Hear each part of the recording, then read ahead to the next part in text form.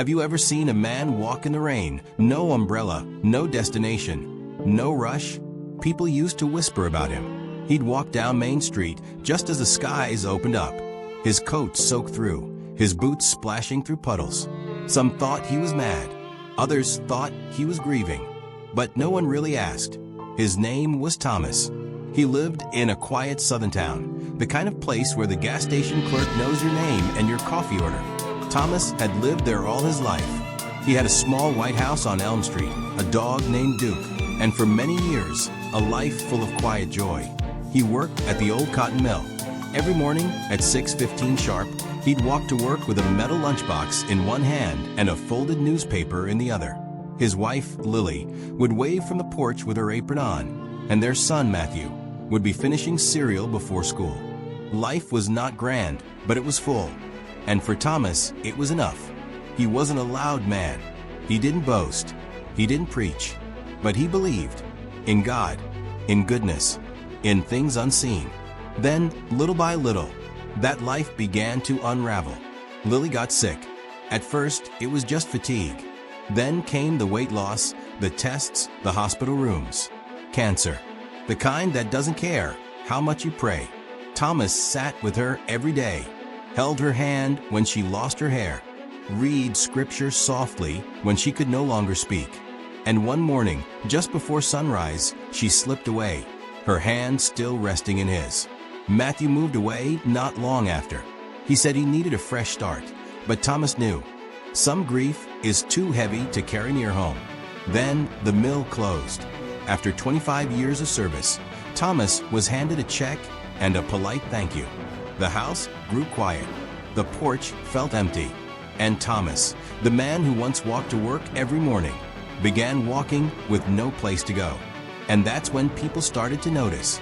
Rain or shine, Thomas walked. Not quickly, not slowly, just steady. The rain didn't bother him. In fact, he seemed to welcome it. When others ducked under awnings or ran for their cars, Thomas kept walking. Eyes forward, shoulders back, as if every drop was sacred. People thought it strange. There goes the old man again, they'd say, always out in the rain. But no one knew that in those walks, Thomas was praying. Not loud prayers, not the kind you say at church, but quiet ones, deep ones, the kind that rise from broken places. Lord, I'm still here, he'd whisper, still walking, still trusting, even now. Then one particularly gray afternoon, something changed. A young man stood on the town's old bridge, staring into the river below. His clothes were soaked, his hands trembling. Life had dealt him a bitter hand. Lost job, broken relationship, no direction. Just as he was about to take a step forward, he saw someone in the distance. An old man walking in the rain. Calm, measured, purposeful. He watched as Thomas passed beneath a street lamp, water dripping from his coat, eyes fixed ahead. No fear, no despair, just peace. The young man didn't jump. Instead, he stepped back, and then slowly he began to follow. A block later, he caught up. "Sir," he said. Thomas turned, his face worn but kind. "Why do you walk in the rain?" Thomas looked up at the sky for a long moment.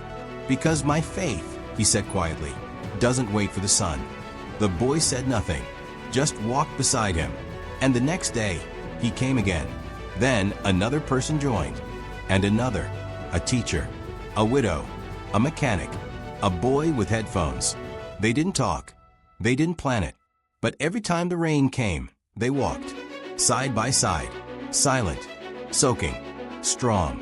Because in a world full of noise and doubt, they had seen something real, not in a sermon, not in a book, but in a man who kept walking when others would have stopped.